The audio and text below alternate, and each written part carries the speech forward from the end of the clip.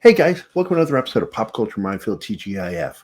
Today's show is going to be a highlight of the full year of 2021, a year which shall go down in infamy as being worse than 2020 and probably a lot of other years. But despite it being such a shitty year, we got a lot done. We have a lot of moments on the show that were just amazing. Our panelists are always awesome. Really are here just to show you how much fun we had on this show and how much great stuff content wise was made on our channel. And I want to thank all of our friends, wish them all a happy new year. Everybody in the chat right now, all of you, happy new year. And I'll be joining you in the chat, even though this isn't live. I'm in the chat. So happy new year and enjoy the show.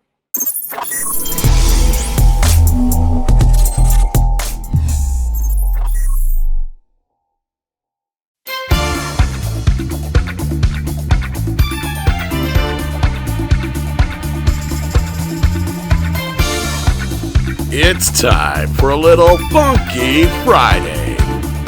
From their funky hidden headquarters, your hosts, Keith and Gary.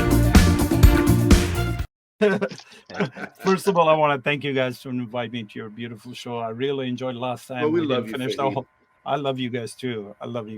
That's great. Awesome. And I find of all the guests that we've had on here, you are the one that's most memorable, and people ask about if you're going to be coming on again. And I tell them, I don't know. He kind of annoys me with that accent and calling me boss. Accent is good. People ask her where you're from. The conversation open. I love your fucking voice, dude. You have like a thank you. Same here. And you've got this thing. Because originally I was going to name this episode "Get Ready to Root for the Bad Guy," because you played villains in so many things. But then I thought, wait a minute, no, I'd rather just focus on the fact of how awesome you are. So that's what I Thank you. Thank you very much. Thank you. And that's awesome. Because you are more than the sum of the characters you play. Yeah, they typecast me, which is I don't mind at all. I'm always play. Well, there's going to be work when you get typecasted, but I'm always busy. Yeah. That's what's counts. What I love is a lot of the voice work you do. I do a lot of voice. Yeah, I've done a lot. I cannot tell you how many bad guys I've killed in video games, and I wonder.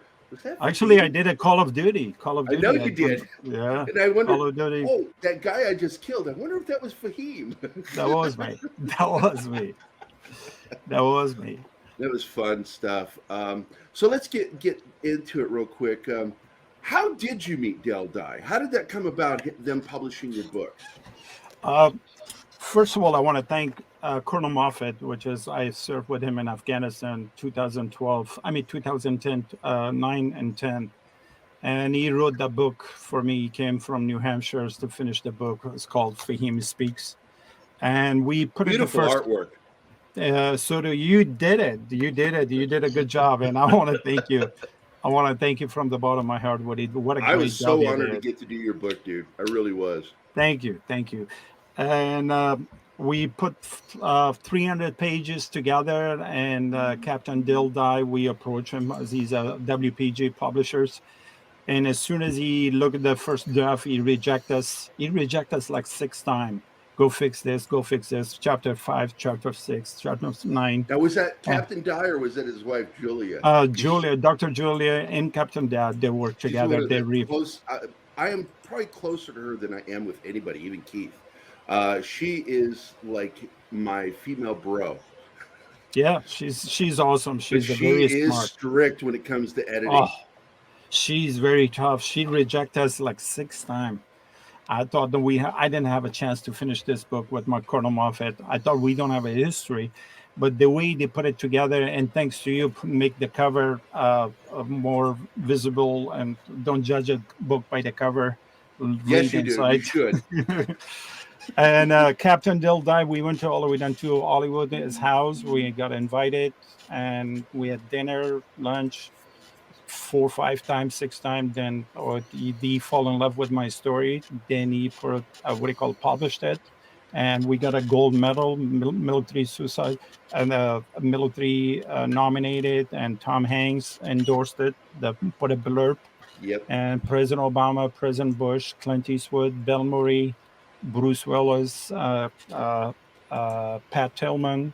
Pat Tillman died, which is he was before that. Yeah. God bless him.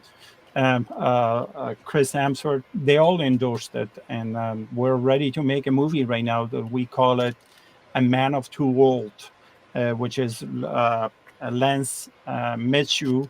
He's the producer. He got accepted, and now is already a script, A Man of Two Worlds.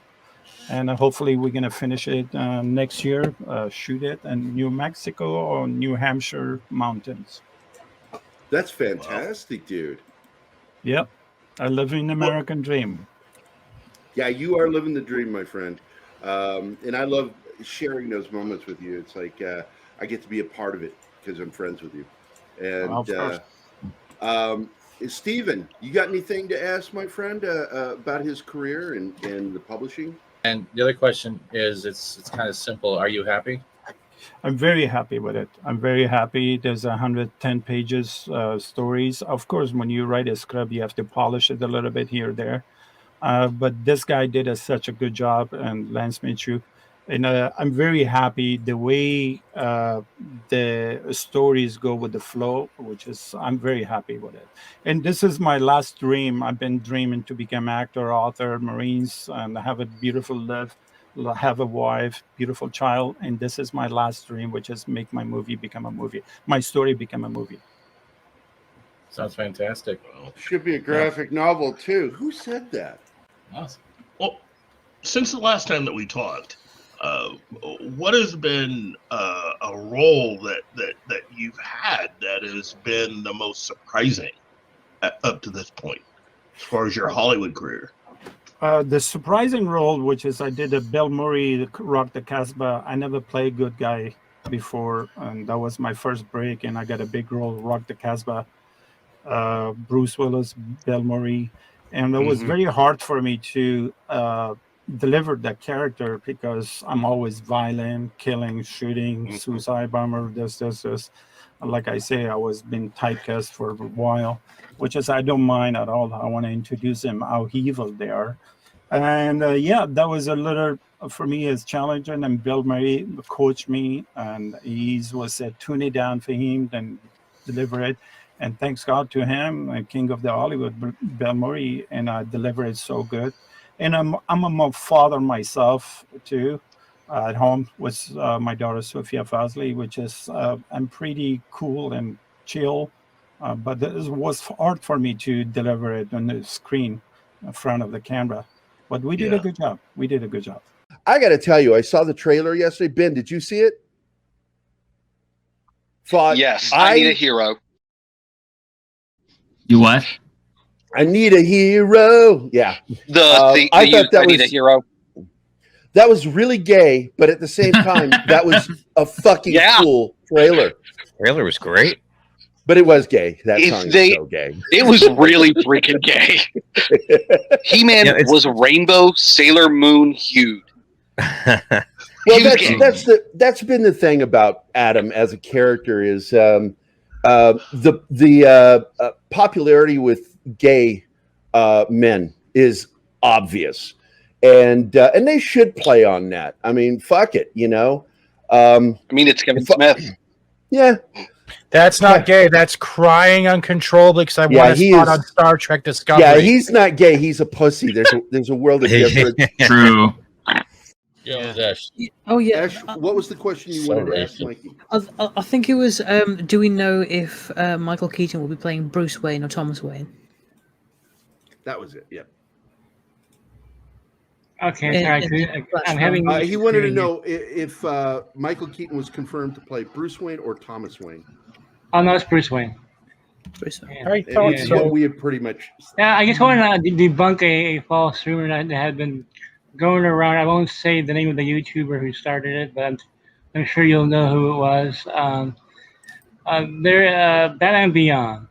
It's not going to be with Batgirl, okay? So there's a rumor that it's going to be with a female No. Like Michael Keaton is mentoring a female. No, that's not true. And Terry McGinnis is going to be a woman instead with a Teri. No, they're not going to go there.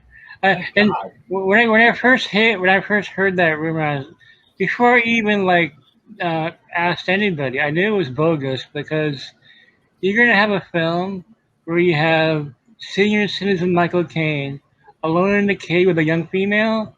It's not going to play well. Oh, there goes my Batmobile. Hi-ho, stick it there, you know. Petroleum. The 2021, the year that Batman's fucked Bat or Cat. You've heard of turtle wax, right? Now we got bat wax. I wax on, wax off. Wax on, balls off. I love Keaton so much right now. Okay, CJ, I cannot confirm nor deny the identity of that particular person. Yeah, nobody wants to get sued.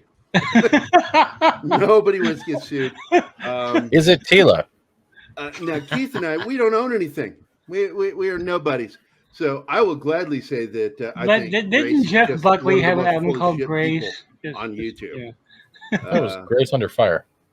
So how are things going, Mikey? You talking to anybody interesting right now? Well, you know what?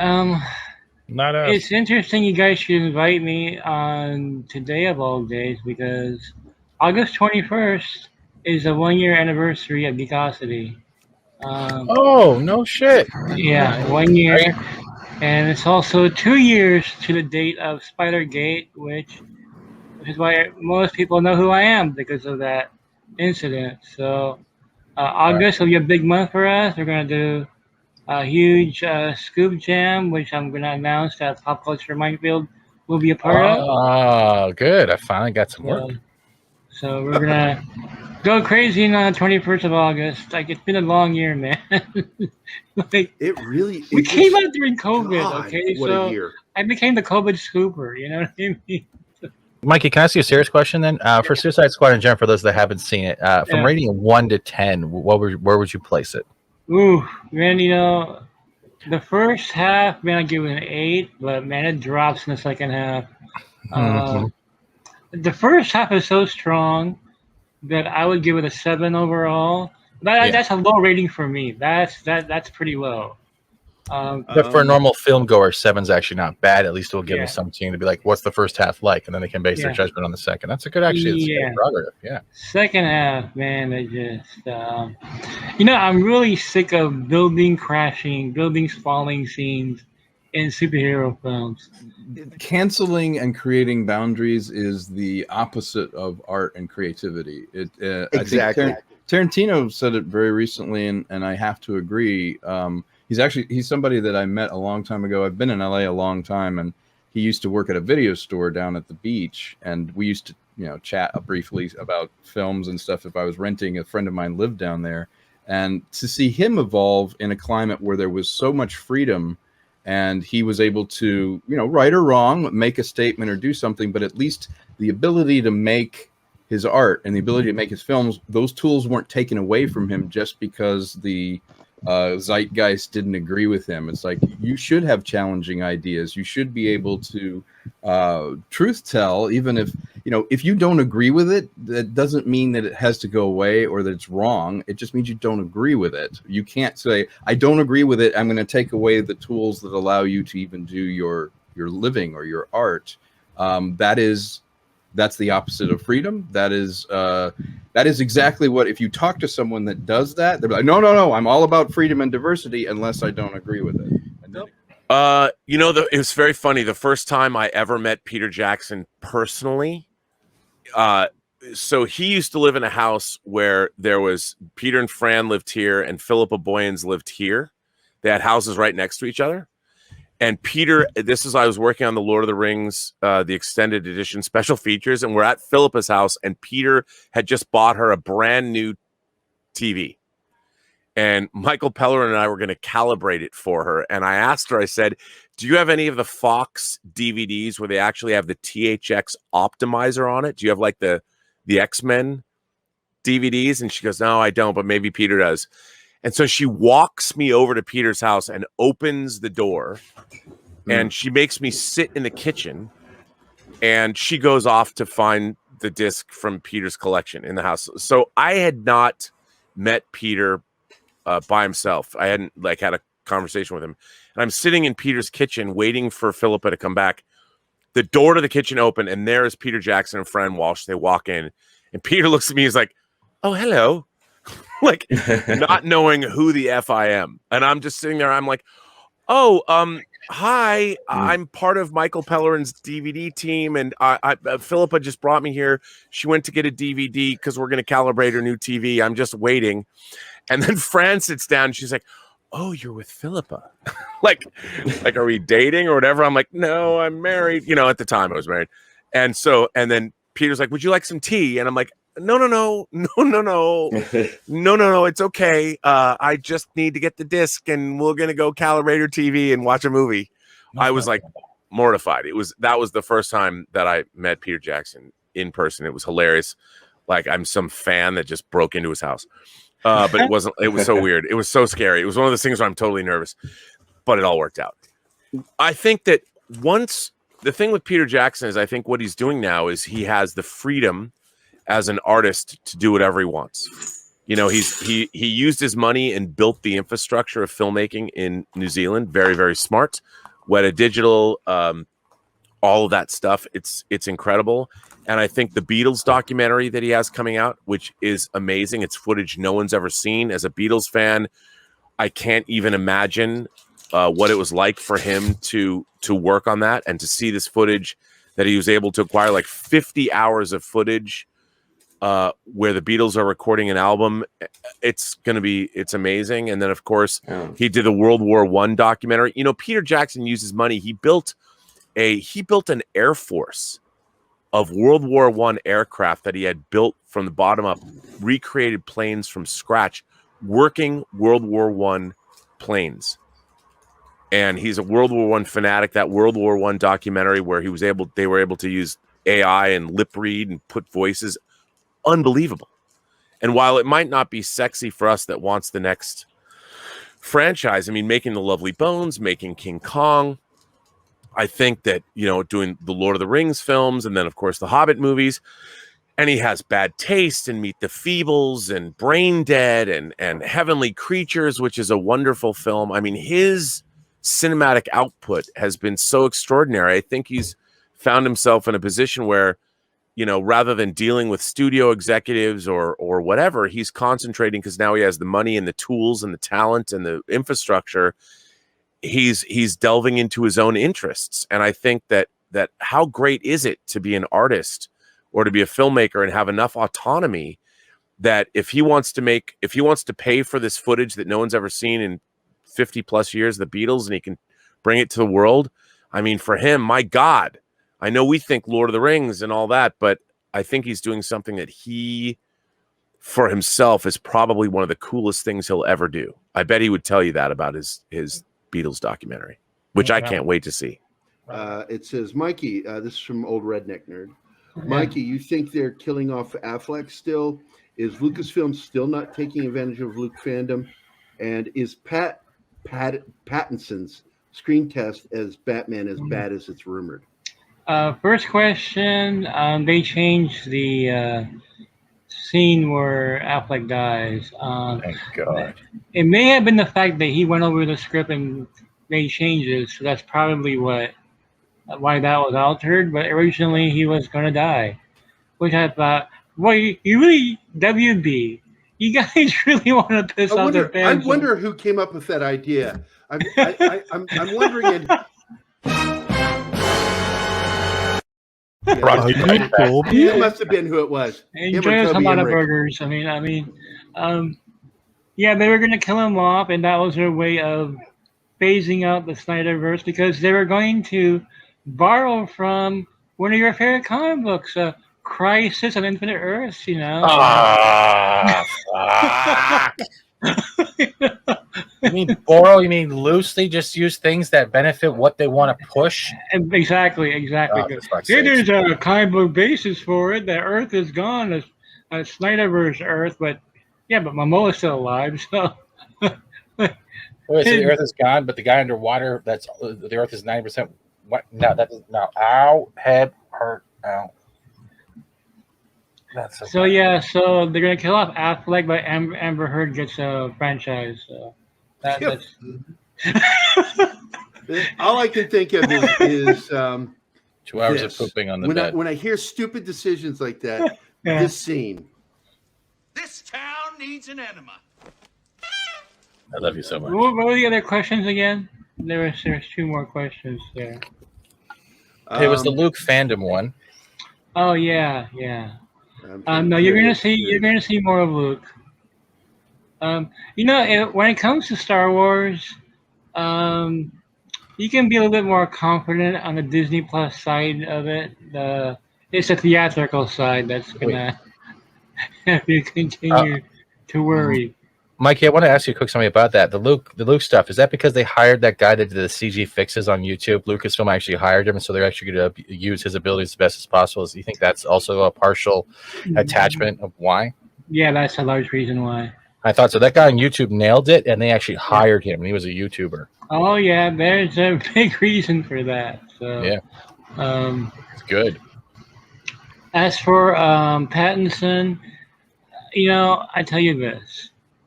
The Warner guys are over the moon for him as Batman. I mentioned that Walter Hamada thought he was the best Batman ever from what he's seen, and that he's the best since Michael Keaton. And look, you have to taste of these people. Only shaking my head. Yeah, okay. Even I know, and I'm not an Affleck they fan. think Amber Heard's a great actress. Okay, that's where they're coming from. So. No, she's not. She can't even act in court. What are you talking about? And so yeah, there you go. I'm sorry, Keith. I'm so sorry. Yeah, so no, Kathleen Kennedy is not going to be fired. Actually, no. I will have an article on that. I'm still working on it, but no, she's going to be there. Now, I wanted to bring something up because I pointed out that just as soon as we heard about the $25 million contract with Alex Kurtzman, that the word came out about Trey Parker and Matt Stone's $900 million. Oh, God, contract. Yeah, and I said, if that doesn't put into perspective how little Paramount thinks of Alex Kurtzman, they make it sound like, oh, this is $900 fucking million, almost $1 billion. Does that include the game? That includes the game, the movies, the series, the continuation of the series. But it also helps pay off his alimony and child support because he just got recently divorced, right? But here's the other thing. That's actually even more money than J.J. Abrams got for his Warner Brothers deal. Or nobody.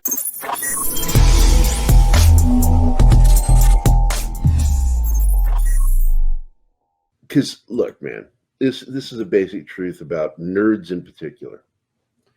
The 13-year-old boy that started us on the path to being nerds still lives in our heads. And it goes for girls too, nerd girls. Something happens and that made us nerds. And for me, it was my attachment to Star Trek and Star Wars.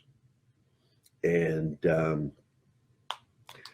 that's why I can sit down and if I see somebody do a proper nod or see the cast or crew from Star Trek do something, I'm emotionally invested, and I'll blubber.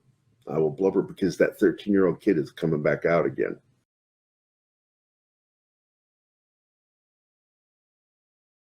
Warner Brothers said no to the Michael B. Jordan, Black Superman, and HBO Max said, you know what, we're going to take it. And that really startled me because Warner Brothers, JJ did not want this to happen, okay, at all. He did not want this Michael B. Jordan project to go forward because he wants the only Black Superman out there.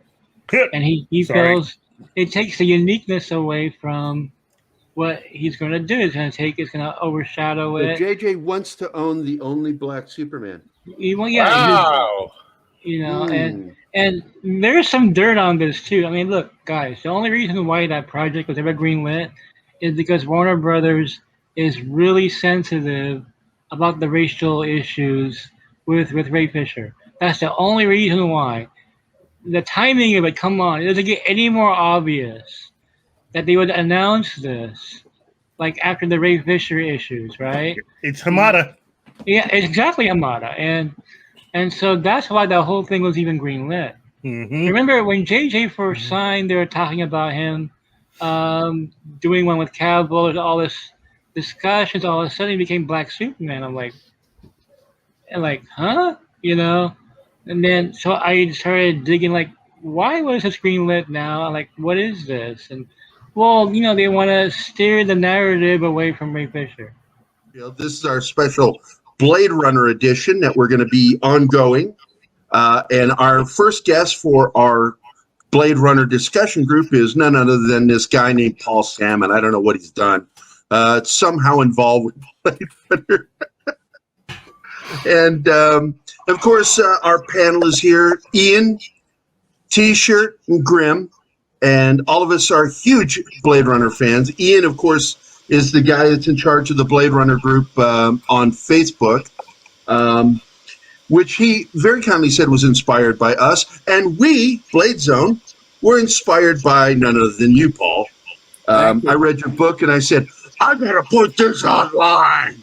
Oh, absolutely. Hang on. I just happen to have a copy of the latest version here. Whoa. That's the one that came out in 2017. That's thick. Yeah, as a tie-in to Blade Runner 2049. And some people know me for instance, Conan the Phenomenon, which is this book I did for Dark Horse about the Conan character for 70 years. And I was first familiar with Conan in 1960. I've done things on horror. I've done things with Elvis Presley. I've done rock and roll books where I actually got Lou Reed to write an original essay for me. So I've been all over the place, but I've worked on mainstream films and a lot of genre films. But Orion Pictures, where I was working in the mid-'80s, was the company responsible for Platoon.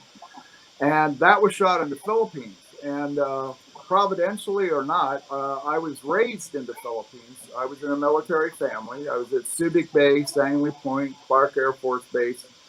And I happened to be a junior vice president of publicity at Orion, and Platoon was on, and I said, hey, this was sort of at the dawn of like EPKs and featurettes and stuff, mid-'80s. And I said, if you give me some footage of somebody shoots some stuff, I'll put a featurette together for you. And they said, well, why don't you go to the Philippines? So I was, for a few days, I was there at the boot camp. I'm sure Captain Guy didn't remember me because about 11 years later, when I was working on Starship Troopers, by the way, which I'm in, I'm the guy who pushes. Oh yeah, I know. Yeah, I'm the guy who pushes the cow into the warrior pen, and the warrior part jumps on it. And you see me run out. My 10 seconds, literally a thing. But just very fortunate. But anyway, Platoon, yeah, it was the first time I met Captain Dye. He's a real character. Wonder why Kathleen Kennedy is still here. Because she has. We're like yelling, Keith! It was dirt on you, somebody. You know she's going to be there for a couple of more years. So. Mm-hmm. Yeah, I pulled that article up from Geekosity. So, yeah. Apparently it's causing a stir, apparently. I gotta tell you, man. We hate Kathleen Kennedy. Yeah, really. I know. Cannot stand her. But still under her control, we've gotten some good stuff, but not thanks to her. More like in spite of her. Mandalorian, for example. I enjoy the new series. The new animated series. I can't. The Bad Batch. It. Yeah, the Bad Batch. I have to catch up with that. I haven't watched it yet. It's been man, the past couple of months have been crazy busy. So anyway, the plan is to introduce the Baxter Building at the end of No Way Home, and that will be where the original Avengers Tower was. And they kind of teased it in Far From Home, right at the very end there. Now, when I scooped this back in 2019, John Watts wasn't announced yet as the director of the Fantastic Four, and most likely he was already signed like months before that it was announced, because that happens a lot. And they've already signed the guy. I wouldn't be surprised, guys, if he was signed during the making of Far From Home, and he had that tease at the end, which is pretty much like leaning towards like the Fantastic Four are gonna move into that place. So I scooped 2 years ago that the Baxter Building would be introduced at the end of No Way Home, and that would basically lead into the Fantastic Four film. But when I scooped that 2 years ago, there was no word that John Watts was directing Fantastic Four. He directed all three of the MCU Spider-Man films. And so Spider-Man will be in the first Fantastic Four film, which is a homage to The Amazing Spider-Man #1 in 1963, which is Spider-Man's second appearance. And what did he do? He meets the FF. And if I recall correctly, Peter Parker is broke. He tries to join the FF because he thinks it's a salaried position because he needs money. And so it'd be hilarious if they keep that in the FF movie. But yeah, he's expect Spider-Man in the FF film. Get on the bed.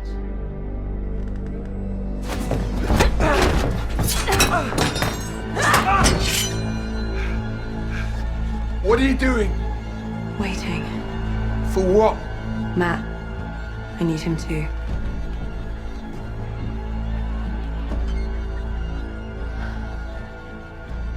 You know, I didn't think you'd be this sweet.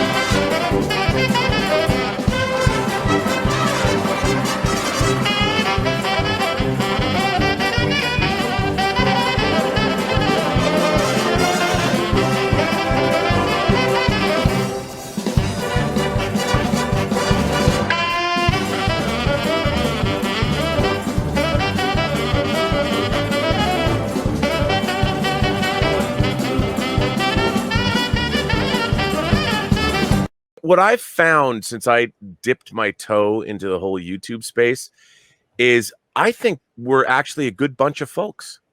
For the most part, it's been, well, I would say 80% incredibly positive, and like streaming with all of you and meeting new people. It's been great. I love, especially during COVID, man, it was kind of rough out there. And I feel like sometimes I never get out of, I call it the Robservatory, but let's face it, just a garage.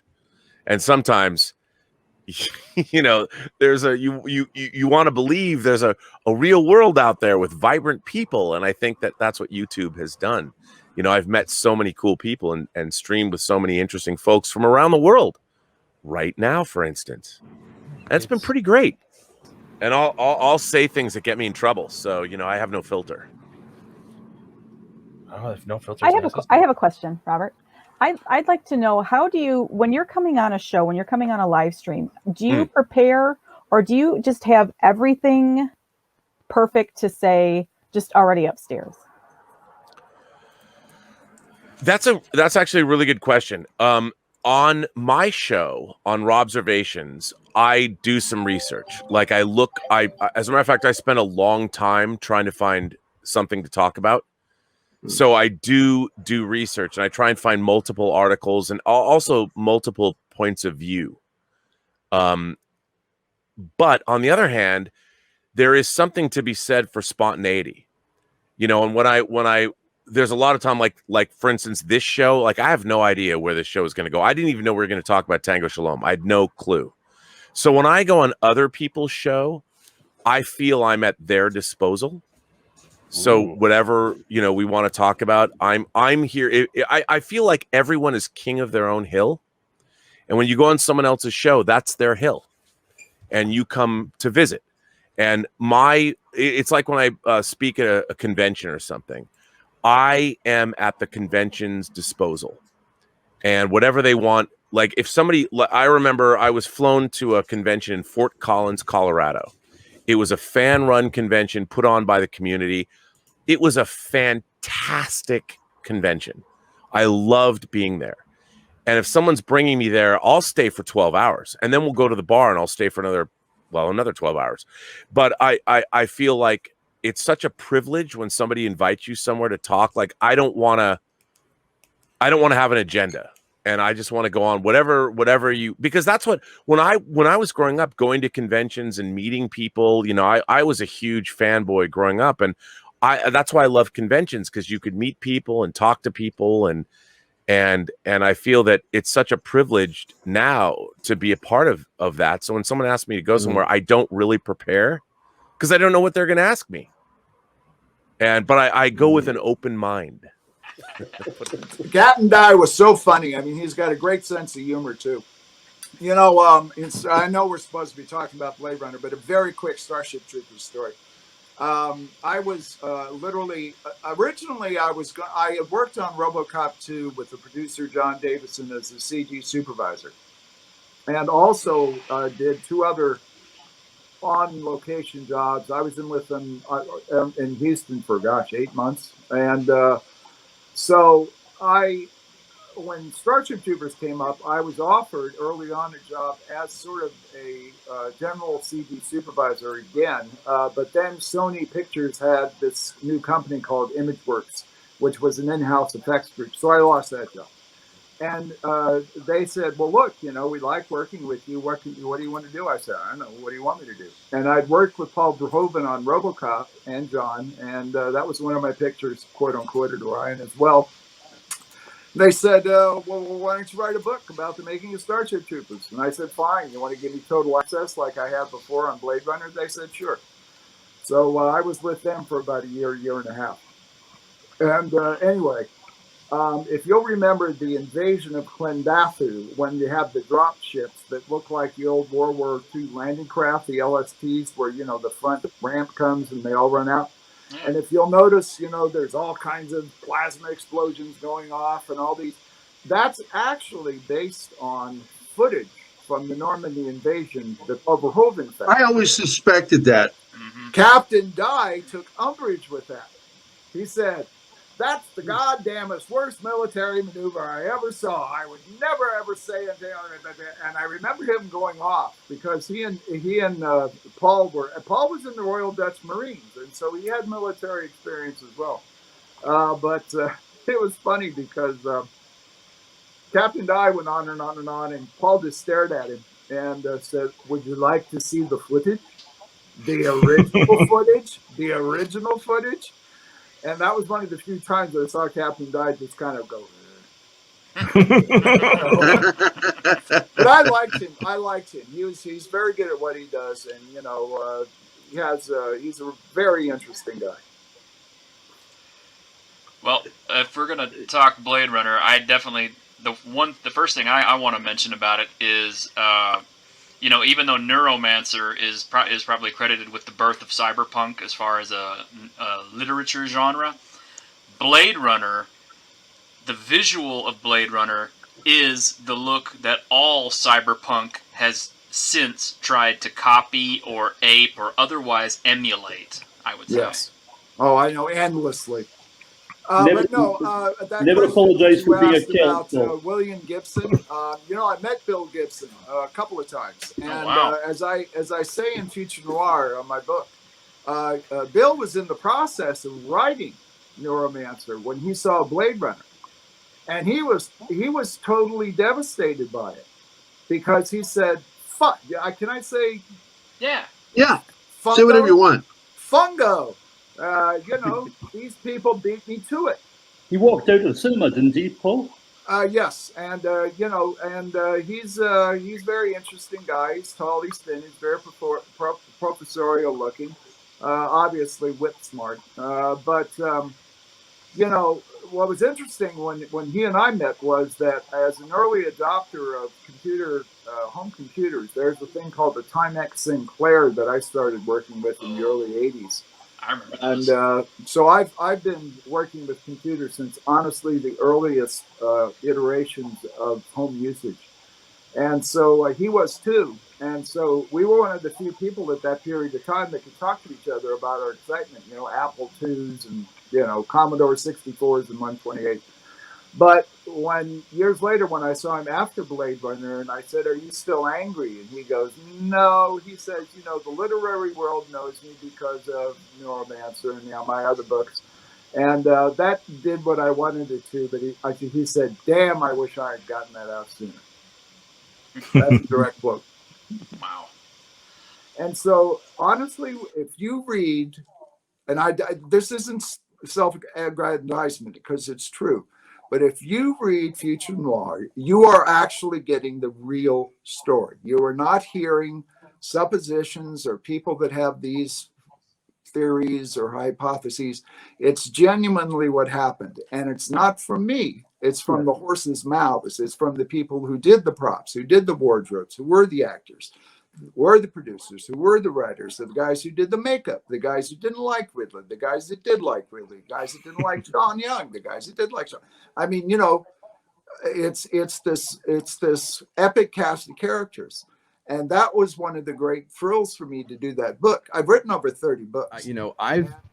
I love buying into Hollywood and having the resources that are there and work with the talented people that are there. But one of the reasons I've been sidelined and had to do a lot of my own independent stuff is if you're not in a particular club and a particular group think, which ironically welcomes everybody but doesn't, those resources you have to find somewhere else, and then you have to sort of keep knocking on the door to be part of the club. And so finally I was like, you know what, I don't want to be a waiter, I want to own the restaurant. So I started reaching out to like-minded people that maybe would like my stuff and just going directly to them. And I'm like, you know what, everybody doesn't have to like it, everybody doesn't have to like me, just enough, just enough so that I could keep doing some good stuff and try and help make their life a little lighter. I'm not trying to change the world. I'm just trying to make some entertainment or comedy or whatever I'm trying to do. I don't need everybody to agree with me. Yeah, well, that's the thing. I mean, imagine if they made Mr. Miyagi hate being a teacher or hate Kung Fu or hate anything. It's like, can you imagine how much better the film would have been if not only Luke had found, his center and had accepted where he was, even if he was, having to be isolated for some reason, or they could have come up with something else. But imagine if he had embraced all the ideals. He was a stoic male who has to be convinced to join the fight again in something, but didn't hate who he was, didn't do what he did in that film, but rather he had elevated people and the world had moved away from him, but he always stayed with his principle. And then he, as an outsider, he comes in as a catalyst, changes the world without compromising his character. And then like Shane, like a gunfighter, he could walk off again and be outside of society like a samurai. But but they didn't do that because it's like, oh, well, I mean, that story, that sounds like, that's classic. That's, that's not, I'm not subverted. And it's like, no, just do that really well. Trust me, we'll like it. It's good. If you have not worked on a major film for a while or in the industry, you really have no idea. And so that I was trying to pull the curtain back a bit and say, this is how a movie gets made. Well, you can say it's because of that you really earn two titles, certainly in the Blade Runner groups that I'm part of. First of all, you are the Blade Runner historian, because you did not, you put yourself front and center in that, and as you say, you could have. Instead, it is a pure history of the sequence of events, but also it is the Blade Runner Bible. And to this day, we still get so many of these false stories or these tropes that crop up every so often. about one piece of crap or another that somebody heard, down the pub from their pal, who heard it from their hairdresser's dog, and it's garbage. And we always say to them, if you will refer to Future Noir, written by Paul Salmon, the amount of times that your name gets cited or tagged in, you must hate us by now. Oh, no, no. In fact, again, this may sound false, but it's not. I am so grateful for not only the fact that the film has endured as it should, but my little effort to be the, Boswell to Dr. Johnson has endured. And to be called the Blade Runner Bible to me is a great honor. It's funny though, because we've all called it that, Paul. You know that. No, I know, but I'm thanking you. I mean, sincerely. Because it is the Blade Runner Bible. I know. It's a great, and I didn't come up with it. That was a great. Yeah, but that does make you a Blade Runner saint. Well, you know what they say about idols with feet of clay, so be careful. Yeah. That was something I learned early on, because I had so many idols in the film and literature and music business, and I met quite a few of them, and it was kind of like, some of them lived up. For instance, I'll just throw a name out: Robert Bloch, the man who wrote Psycho. Robert Bloch was a sweetheart. He was one of the most professional and yet just loving, kind, hilarious guy. He started writing jokes. That's how he got his start, for vaudevillian comics. And he started as a comedian, and he wound up writing Psycho. But he was wonderful. Other people were quite more complicated. Harlan Ellison was always one of my friends, but Harlan and I had our ups and downs, as everyone did with Harlan.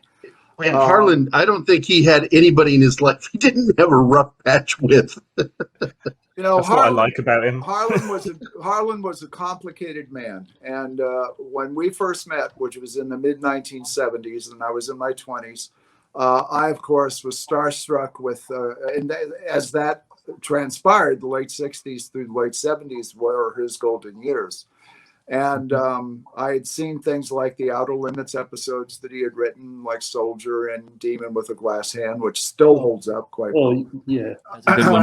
But I'd also read Dangerous Visions and The Beast That Shouted Love at the Heart of the World, and on and on and on. And to find, my first book was called A Sense of Wonder, and it was oral histories with Harlan Ellison, Theodore Sturgeon, Richard Matheson, Robert Bloch, and the Joker in the pack, Forrest J. Ackerman. And what I did was I went through their entire lives as an oral history, just a back and forth type of interview thing, up until the mid-70s. And that was supposed to be published by a company called Crown Publishing. And the manuscript went in, I was paid, and they went out of business. And they held the rights for a while, a long while. So bits and pieces of that anyway. But Harlan and I, I actually got a short story from Harlan for an anthology I edited in the mid-90s called The King is Dead, which was a collection of dead Elvis stories. So, Harlan did this thing called The Pale Silver Dollar of the Moon Pays Its Way and Makes Change. And at this point, we'd known each other for 20 years. And I said, hey, Harlan, I'm doing another anthology. At that point, I had already done 3. And he goes, what? And I told him. And I said, I'd love to have you contribute. And I said, just don't break my heart. And he laughed and he said, okay. And I swear to you, 2 weeks later, I got an original story from Harlan Ellison.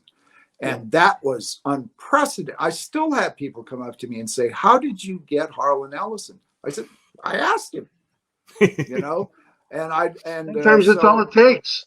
Yeah, well, but Harlan, he was notorious for being late and contentious. And, Robert Bloch, who I mentioned, had a wonderful phrase for Harlan. They were close friends. He said that Harlan Ellison was the only organism he had ever met whose natural environment was hot water. But one of the nicest things that ever happened to me was, I was born in Fairfax. And one of the film festivals I went to, I entered Trouble Is My Business in, just on a lark, because it was showing in one of the theaters that I grew up seeing movies in as a kid. And so I'd moved 3,000 miles away, and I thought, oh, that's kind of poetic. I could show, I left Virginia to try and do this thing. I struggled for all these years. Let's show it in Virginia. So they moved the theater to a different place, but I flew out for it. And the guest at this thing, it was the Nova Fest, and the guest was Michael Uslan, who did all the Batman films. He was the producer of all the films. Yeah, we're trying to get him on our show. He and I met at this festival because we're both fans of film noir. They showed my film. It was a huge hit, and it ended up winning. And I realized the hospital I was born in was in the building next door to this new theater that I had. The Fairfax Hospital was here, and the new cinema that I showed it in was there. So I walked up to the podium, and I said, this is a journey that if you wrote in a script, you'd be like, come on. I said, right there, I was born in Fairfax Hospital, and now I'm standing here. And I told my parents after I saw Star Wars, I'm leaving, and I'm going to go make movies. And here I am, 25 years later, accepting a Best Film Award 20 feet from the door that I was born in.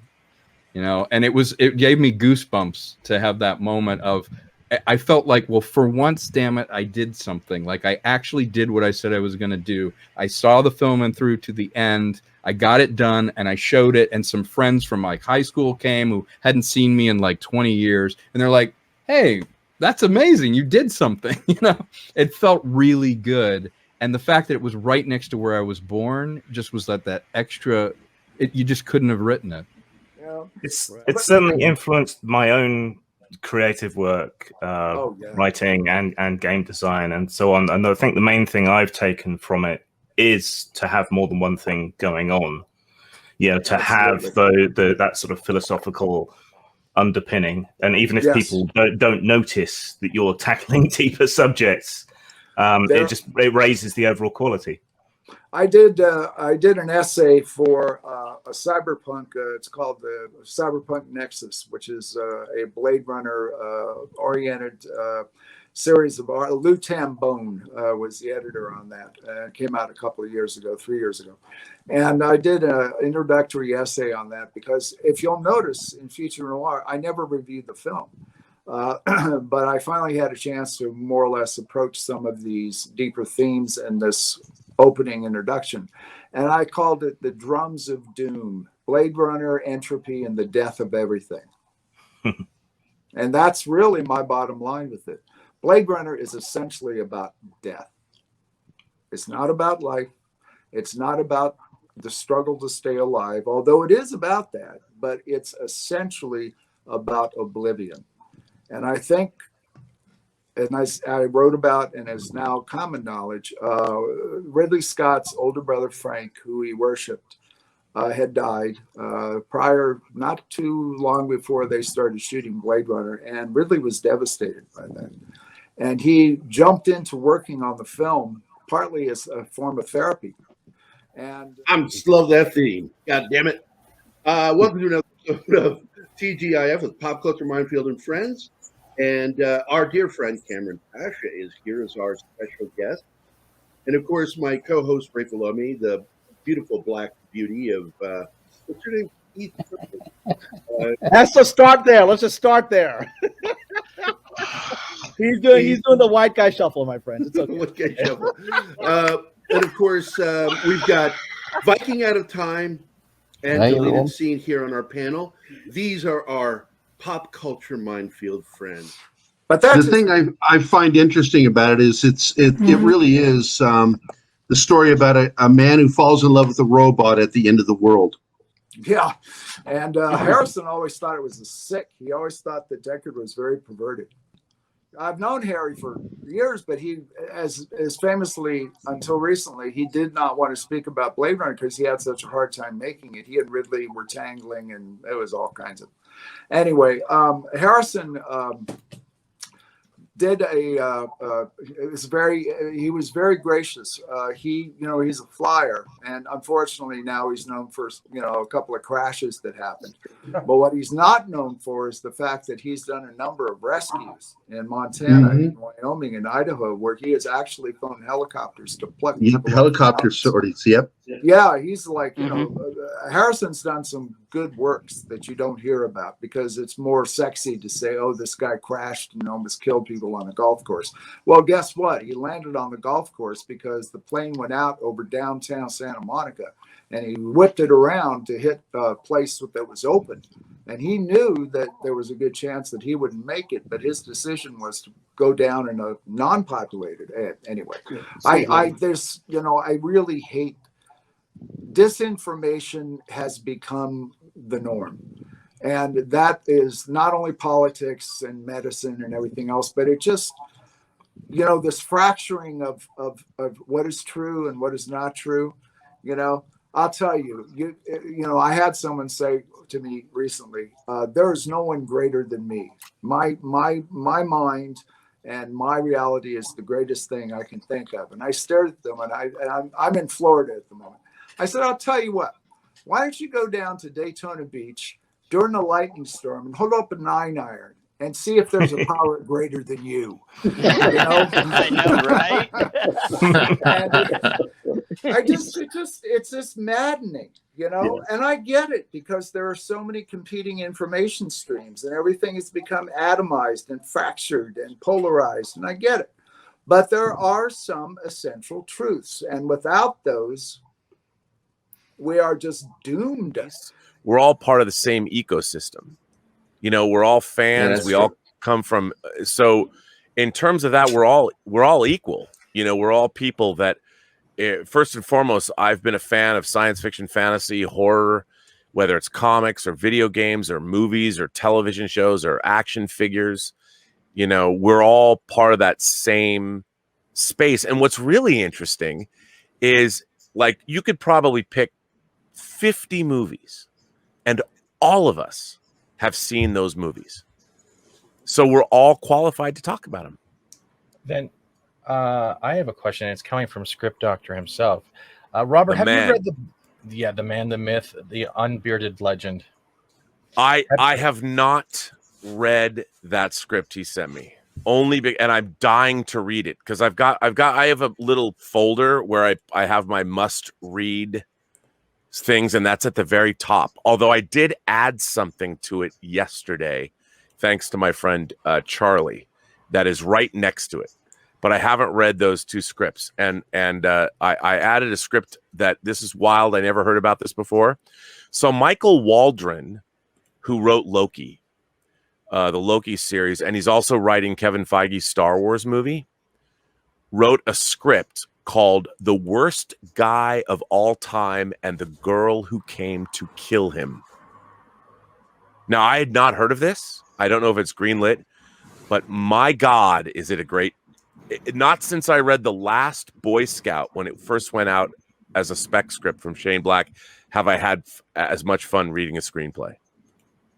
I did have an interesting question for you, Robert. I don't know if you're ever into games or watch gaming streams, but has there ever been a gaming franchise that if you had any choice in to make an independent film and have it succeed, what franchise would you want to take over? Well, I have to say, the Uncharted franchise. Yeah. When I played the first Uncharted, it was the first video game that I played all the way through. Yeah. And what struck me about Uncharted is, and what did that came out, I want to say in 2008, 2009 was the first Uncharted. It was the first time where I played a video game where I felt the cutscenes and the characterization and the voice acting were really compelling. Like I was completely absorbed with the characters. And I mean, obviously it's being made and it's been made, it's shot, but that was the first time a video game. But I will say this: if I could make any video game franchise movie now, I would make Onimusha, the Capcom Ninja. They also did Devil May Cry, but I love Capcom's Onimusha. Samanosuke. I love samurais. I love demons, and putting samurais and demons together, like whether it's a Hong Kong like Zoo Warriors of the Magic Mountain, that was loosely the Big Trouble in Little China inspiration, but I would love to put Japanese samurais and demons together. I got a little unprofessional last time, so maybe things can get a little bit more online this time. And of course, we brought along a combat veteran buddy of mine, Mad Mardigan, who saw your film, loved the film, and has a favorite moment in the film. You want to share that favorite moment, Mad Mardigan? Oh, thanks for putting me on the spot. I'm not. Was it the cheese tortellini? This is the cheese tortellini line. Just really. Overall, it was the spit bottles. I know that doesn't make a lot of sense to a lot of people, but just seeing everyone dipping. If you're in the military, you know what they are for dipping. Yeah, it just rings so true. You know, before that, the most you've ever seen is in Black Hawk Down. Josh Hartnett's like taps his can of Copenhagen, and other than that, that's pretty much all the use of Copenhagen. But like, I love that you were true to the smoking and the dipping, because that is what it was like. Yeah, and we we're scared we get some shit for that, because people don't like seeing smoking in movies, and because we're setting bad examples. But that's not the point of this film. It's the point of this film is to be authentic, and we just had the most unbelievable crew on our movie. My experts were military people.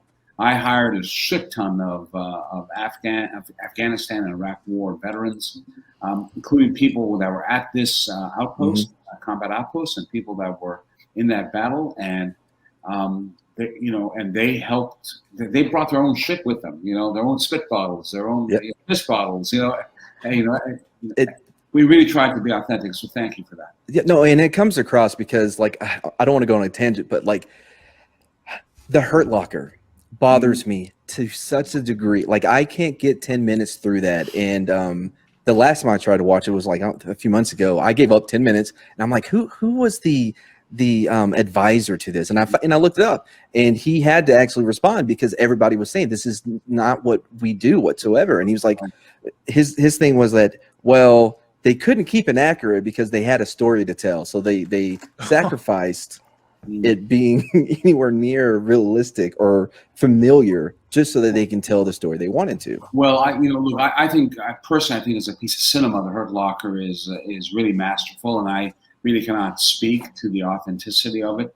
But what I can tell you, is I thought Kathy Bigelow is a great director and fantastic acting, and I have nothing negative to say about that movie at all. But what I will say is that for The Outpost, I mean, we always have fights with the studio about authenticity, and that's not just Millennium. That's any studio that you go to, because authenticity often gets in the way of schedule and gets in the way of budget.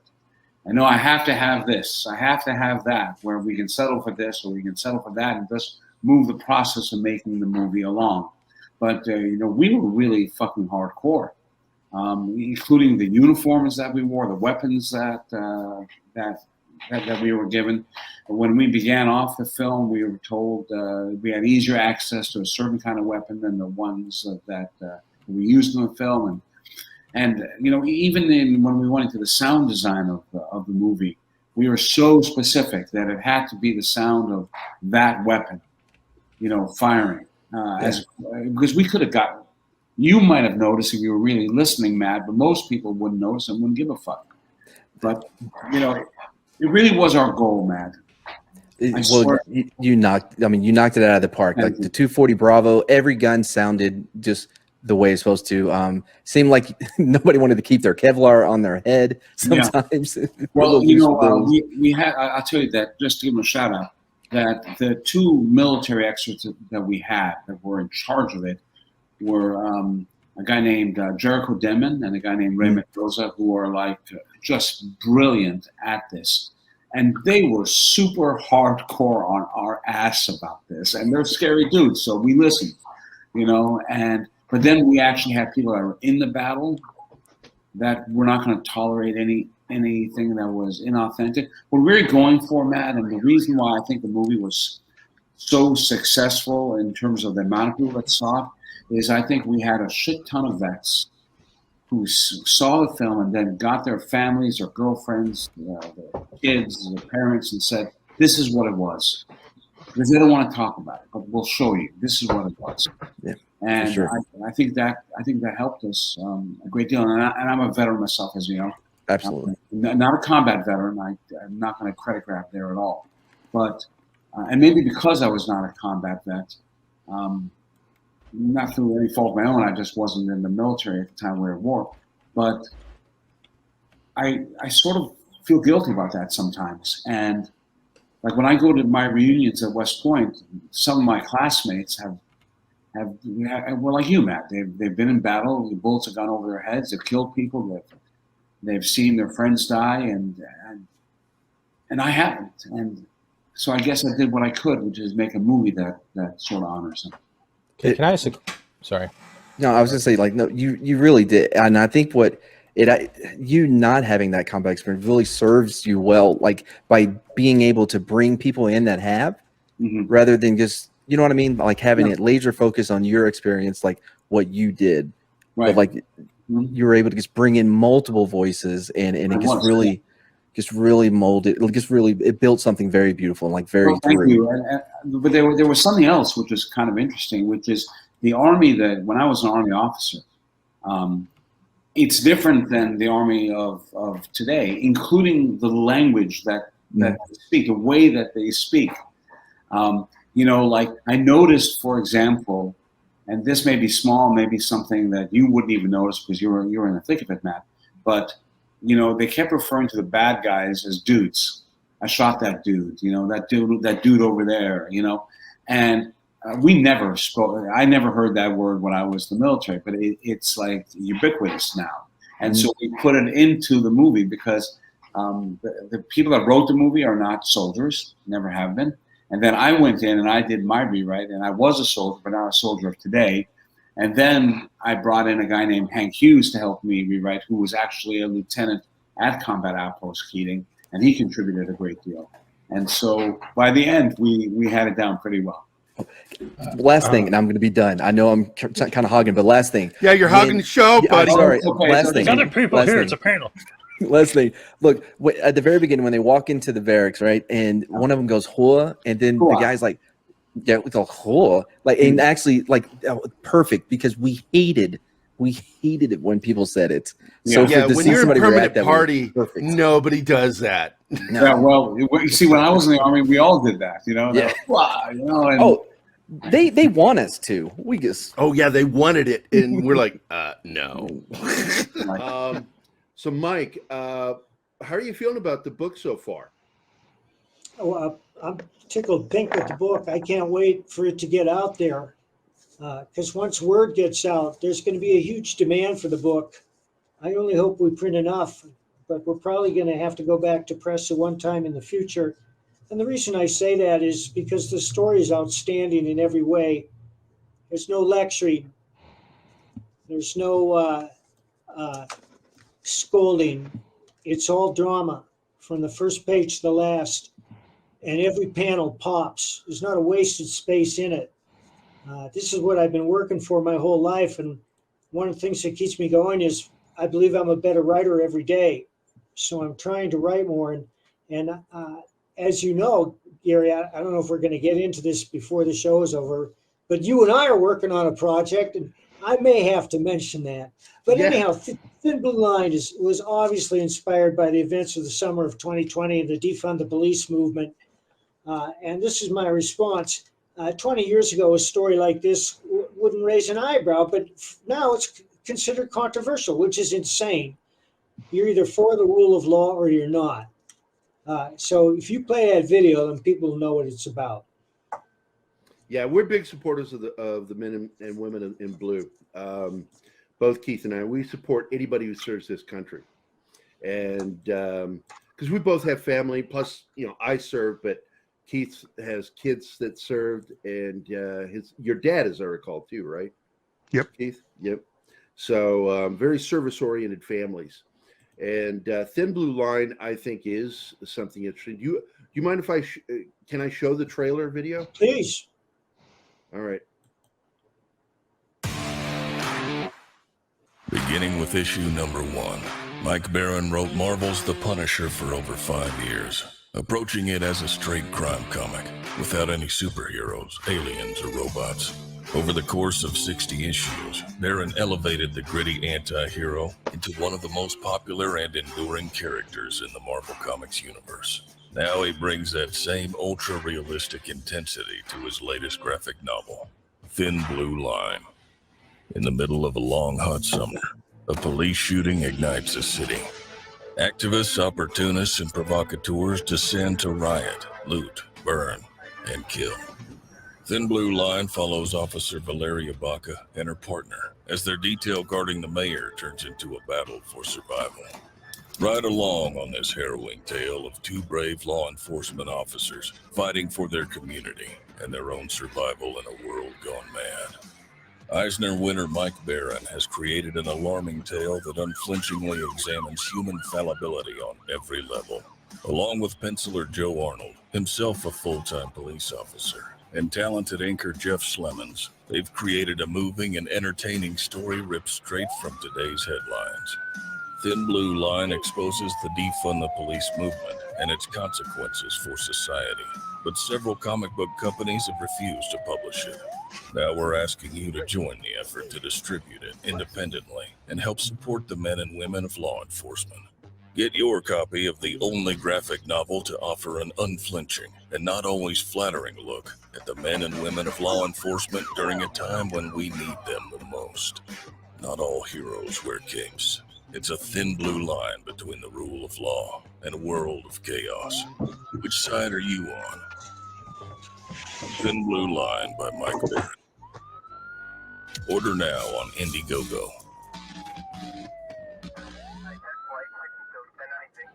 Thin Blue Line Comics, yes. Fucking cool shit, Mike. I'm stoked about this. I'm also stoked about working with you. And of course, working with you and I both is my good friend, Richard Bonk. Bonk and I love working together. And any chance we get to work together, we get excited. So we're working with you. And we're also, he and I are working together with our buddy, I can't say his real name, but everybody knows him as Script Doctor PhD. And with him, I think you'd be amused by it. It's basically a parody of Escape from New York, and it's saving Kris Kringle, and it's a comedy, but it's action oriented. And I said, I bet Mike would like that. Well, look who showed up, Zax. Hey, how's it going? How have you been? Zax is our director, so you can actually get off camera now, bitch. You mean that we've been stumbling through this without a director? Yeah, he shows up. I'm grateful that he showed up, to tell you the truth. I was like, oh my God, am I going to be able to do everything? Hey guys, thanks for watching Pop Culture Minefield. If you've enjoyed the show, please remember to like and subscribe, and don't forget to hit the bell icon. Remember, you can find us at Pop Culture Minefield on both Facebook and Instagram. Thank you again.